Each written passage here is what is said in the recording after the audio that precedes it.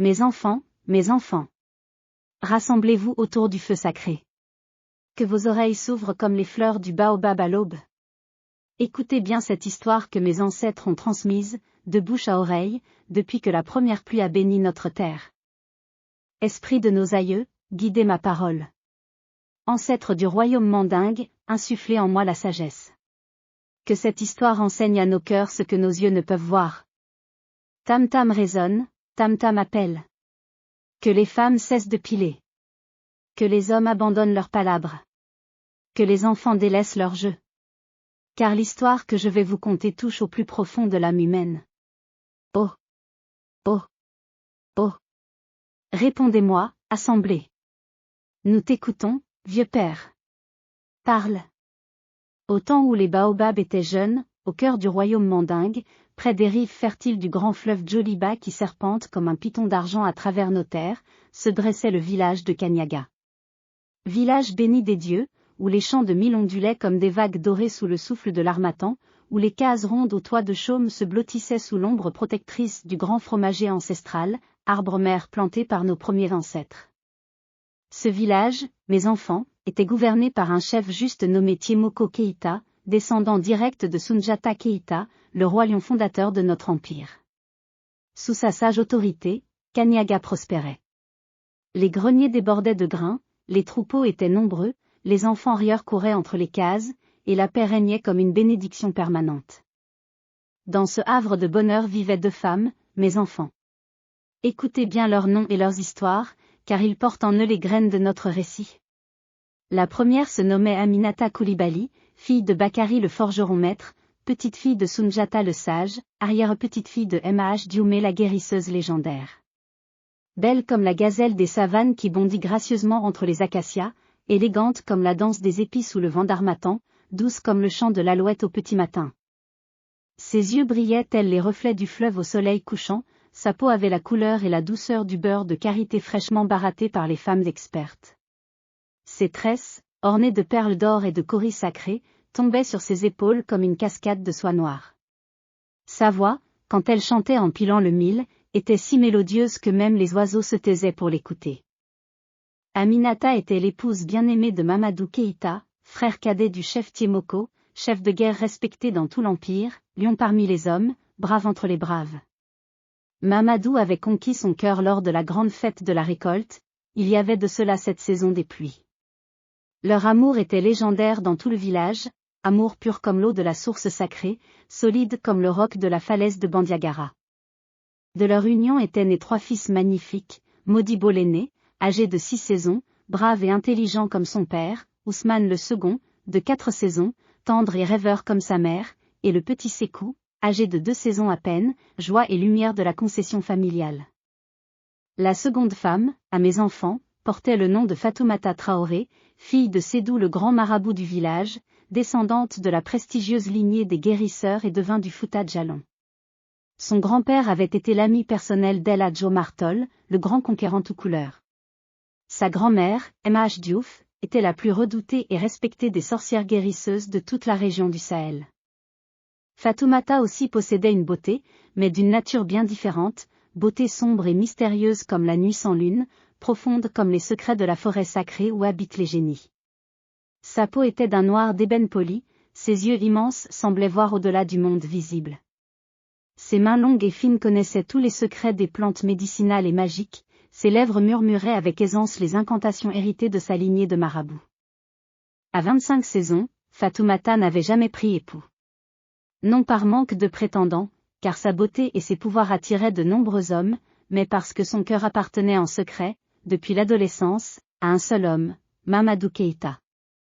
Mes enfants, il faut que je vous raconte comment naquit cette passion fatale. C'était lors de la grande sécheresse, il y avait de cela 8 saisons. Le fleuve Djoliba avait baissé jusqu'à découvrir ses berges rocailleuses. Les puits se tarissaient un à un. Le bétail mourait. Les récoltes se desséchaient sur pied. La famine menaçait Kanyaga et tous les villages environnants. Le chef Tiemoko réunit le conseil des anciens. Il nous faut organiser des expéditions vers les régions encore arrosées, décréta-t-il. Qui se portera volontaire pour diriger ces missions périlleuses? Mamadou Keïta, alors célibataire et dans la fleur de ses 28 saisons, se leva immédiatement. Moi, chef. Je prendrai la route du sud avec 20 hommes courageux. Nous ramènerons 1000, fonio et bétail pour sauver notre peuple. Cette noblesse, ce courage, cette générosité frappèrent le cœur de Fatoumata comme la foudre frappe le baobab solitaire. Elle avait 17 saisons alors, et découvrait les premiers émois de l'amour. Voir Mamadou sacrifier sa sécurité pour le bien commun, voir ses muscles puissants, sa démarche de lion, son regard de chef. Ah, mes enfants! L'amour s'empara de son cœur comme le feu de brousse s'empare de la savane sèche. Pendant les 3 lunes que dura l'expédition de Mamadou, Fatoumata ne vécut que dans l'attente de son retour. Elle consultait chaque jour les coris magiques de sa grand-mère, scrutait les entrailles des poulets sacrifiés, interrogeait les esprits dans ses rêves. Reviendra-t-il sain et sauf? M'aimera-t-il un jour? Quand enfin la caravane de Mamadou réapparut à l'horizon, chargée de vivres salvateurs, tout le village explosa de joie. Fatoumata, mêlant sa voix au concert de Youyou des femmes, croyait que son cœur allait éclater de bonheur. Hélas!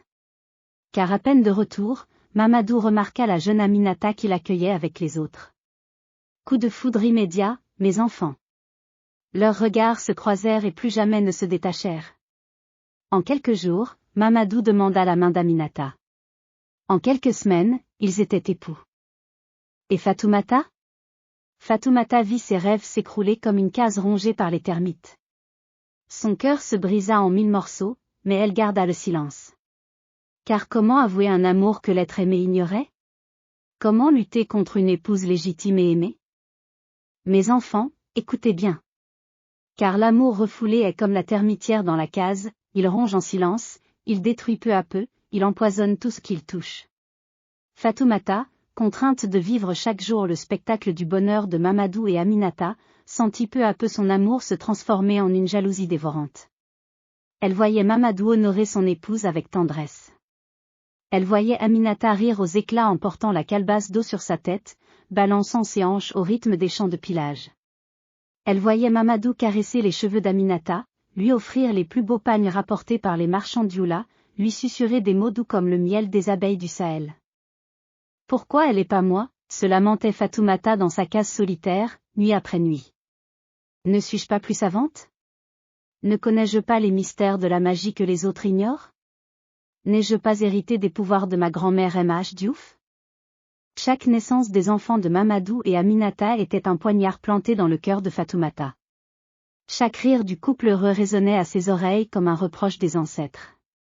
Chaque caresse échangée entre les époux était pour elle une torture raffinée. Mes enfants, comme disaient nos ancêtres, la jalousie est un serpent qui mord celui qui la nourrit dans son sein. Et encore, l'envie dessèche le cœur plus sûrement que l'harmattan dessèche la terre. Les saisons passaient, hivernage, saison sèche, hivernage encore. Et toujours, la jalousie de Fatoumata grandissait et s'approfondissait comme la crue du fleuve en temps de pluie diluvienne. Elle ne pouvait plus supporter la vue du bonheur d'autrui. Sa beauté elle-même commença à se flétrir sous l'effet du poison intérieur. Ses yeux perdirent leur éclat, sa peau sa souplesse, sa voix sa douceur. Les gens du village commencèrent à murmurer, Fatoumata change. Quelque chose la ronge? Les mauvais esprits l'habitent-ils? Mais nul ne devinait la vérité. Car Fatoumata cachait sa passion comme le serpent cache son venin. Mes enfants, c'est alors que Fatoumata prit une résolution terrible. Puisque l'amour lui était refusé, elle obtiendrait par la force ce que la nature lui déniait. Elle se rendit auprès de sa grand-mère M.H. Diouf, la très vieille femme de 90 saisons qui vivait recluse dans une case isolée à la lisière de la forêt sacrée. M.H. Diouf était redoutée et respectée dans toute la région. On disait qu'elle parlait aux génies, qu'elle commandait aux esprits, qu'elle pouvait tuer ou guérir d'un simple geste de sa main desséchée. Grand-mère, supplia Fatoumata, enseigne-moi les secrets les plus profonds de notre art. Je veux acquérir un pouvoir que nul ne pourra défier. La vieille femme fixa sa petite fille de ses yeux laiteux mais perçants. Enfant de mon sang, dit-elle d'une voix cassée comme le bruit du vent dans les feuilles mortes, pourquoi cette soif soudaine de pouvoir? Que mijotes-tu dans ton cœur? Fatoumata mentit, je veux devenir une grande guérisseuse, grand-mère. Servir notre peuple avec plus d'efficacité. Mah Diouf hocha sa tête aux cheveux blancs comme la cendre. Elle pressentait le mensonge, mais l'amour qu'elle portait à sa descendante l'aveugla. Sois, murmura-t-elle. Je vais t'enseigner ce que ma propre grand-mère m'enseigna jadis. Mais attention, enfant. Avec le grand pouvoir vient la grande responsabilité. Ce que tu apprendras peut sauver ou détruire. À toi de choisir ton chemin. Pendant une saison entière, Fatoumata se rendit chaque jour chez sa grand-mère. Elle apprit les propriétés secrètes de chaque plante, de chaque racine, de chaque écorce. Elle mémorisa les incantations les plus puissantes, les rituels les plus redoutables. Elle découvrit comment appeler les esprits, comment leur commander, comment utiliser leur force pour le bien, ou pour le mal. Mah Diouf lui enseigna les plantes qui guérissent, l'écorce de quinqueliba pour les fièvres, les feuilles de balanzan pour les maux de ventre, les racines de séné pour purifier le sang. Mais hélas! Elle lui révéla aussi les plantes qui tuent, les graines du ricin qui paralysent le cœur, l'écorce du dundoun qui brûle les entrailles, les feuilles du mbène qui font délirer avant de tuer. Retiens bien ceci, ma fille, répétait la vieille femme, ces connaissances ne doivent servir qu'en dernier recours, pour protéger la communauté de ses ennemis. Jamais, jamais pour satisfaire des désirs personnels. Car le mal qu'on fait aux autres nous revient toujours, multiplié par 3. Fatoumata acquiesçait en silence, mais dans son cœur empoisonné par la jalousie, elle ne retenait que les moyens d'arriver à ses fins. L'enseignement de sa grand-mère achevé, Fatoumata retourna dans sa case, l'esprit bouillonnant de projets funestes. Elle avait maintenant les connaissances nécessaires pour éliminer sa rivale. Plus d'obstacles entre elle et Mamadou. Une fois Aminata morte, elle consolerait le veuf éploré, elle l'aiderait à élever ses enfants, elle conquérait peu à peu son cœur. Mes enfants, voyez comme la jalousie aveugle l'intelligence. Fatoumata ne réalisait pas que Mamadou, perdant sa bien-aimée épouse, plongerait dans un chagrin si profond qu'aucune autre femme ne pourrait jamais l'en tirer. Par une nuit sans lune, car c'est dans les ténèbres que le mal ourdit ses plans, Fatoumata se glissa hors de sa case et prit le chemin de la forêt sacrée. Elle connaissait maintenant tous les secrets de ce lieu redoutable où les génies dansent et où les ancêtres se promènent. Elle cueillit d'abord les feuilles du dundoun, arbuste maudit qui ne pousse que dans les lieux souillés par le sang. Puis elle déterra les racines du wolo-wolo, plante vampire qui se nourrit de la mort des autres végétaux. Enfin, elle préleva l'écorce du mbène, arbre de la folie et du délire. De retour dans sa case, à la lueur tremblotante d'une lampe à huile de palme, elle entreprit la préparation de son poison mortel. Elle pila les ingrédients dans un mortier de bronze hérité de sa grand-mère, en récitant les formules maléfiques apprises. Esprit de la nuit, entendez ma prière. Génie de la mort, exaucez mon désir. Que ce breuvage emporte vers le royaume des ombres. Celle qui me vole l'amour de mon cœur. Que Aminata périsse et que Mamadou soit libre. De m'aimer enfin comme je l'aime. Le poison achevé, Fatoumata le versa dans une petite calebasse qu'elle dissimula sous son pagne. Il ne lui restait plus qu'à trouver l'occasion d'en faire usage. Mes enfants, cette occasion se présenta bientôt.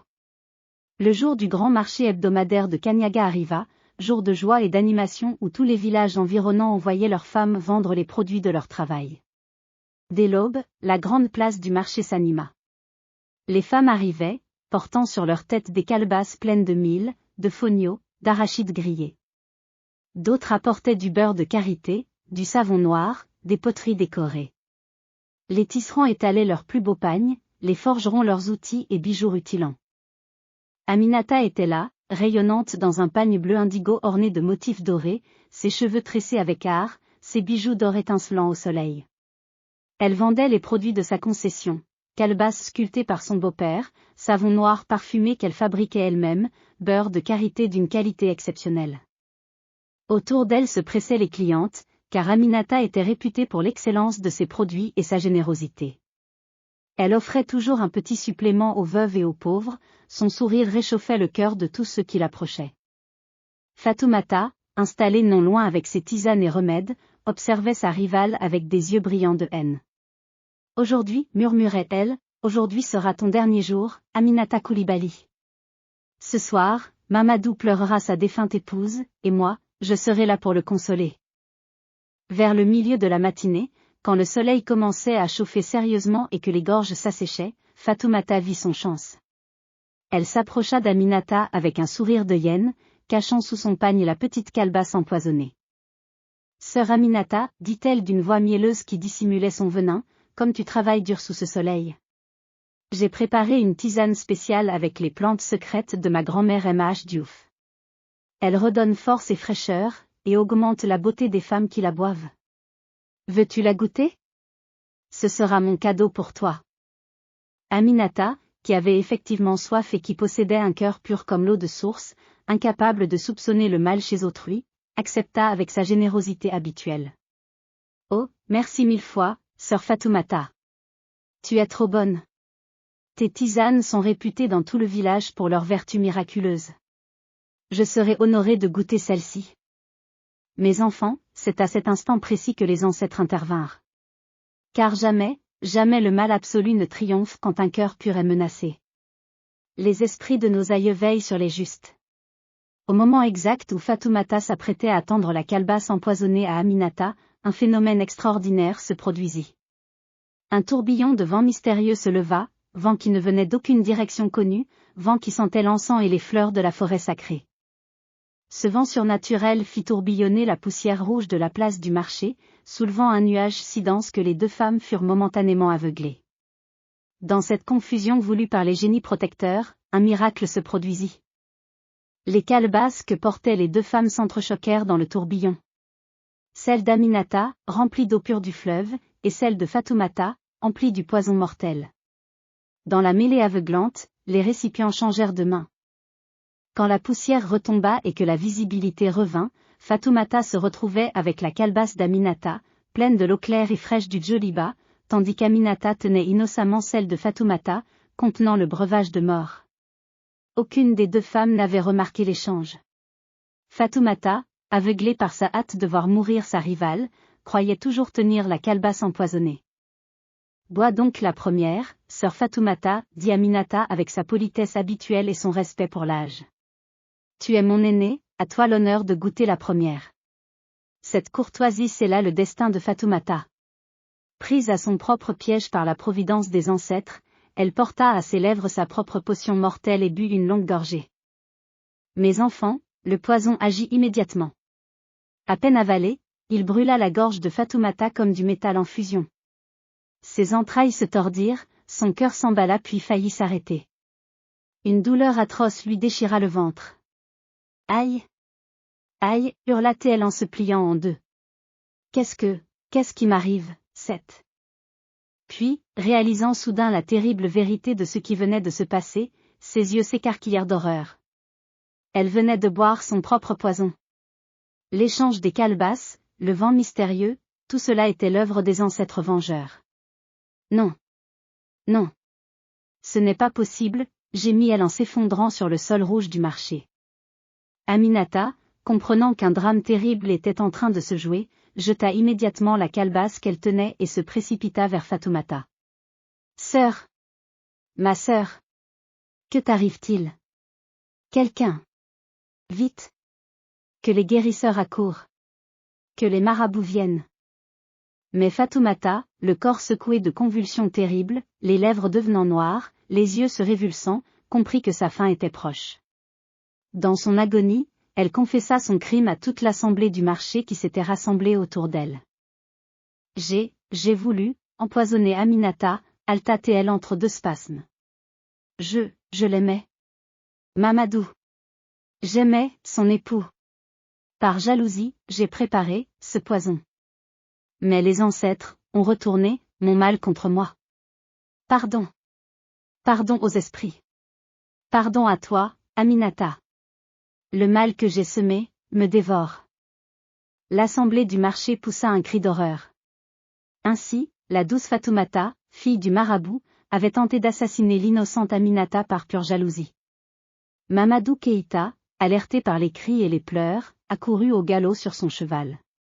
Quand il apprit ce qui venait de se passer, quand il réalisa que Fatoumata avait aimé en secret et avait failli tuer sa bien-aimée épouse, il prit Aminata dans ses bras et la serra contre son cœur. Mon épouse. Ma bien-aimée. Les ancêtres t'ont protégée. Jamais plus tu ne quitteras ma vue. Jamais plus tu ne seras en danger. Puis, se tournant vers Fatoumata agonisante, il déclara d'une voix forte qui porta dans tout le marché. Fatoumata Traoré. Tu as voulu détruire l'innocence. Tu as voulu souiller la pureté. Tu as voulu briser ce que Dieu avait uni. Que ta mort enseigne à tous que l'amour ne se conquiert pas par le mal. Que la jalousie est un poison qui tue d'abord celui qui la nourrit.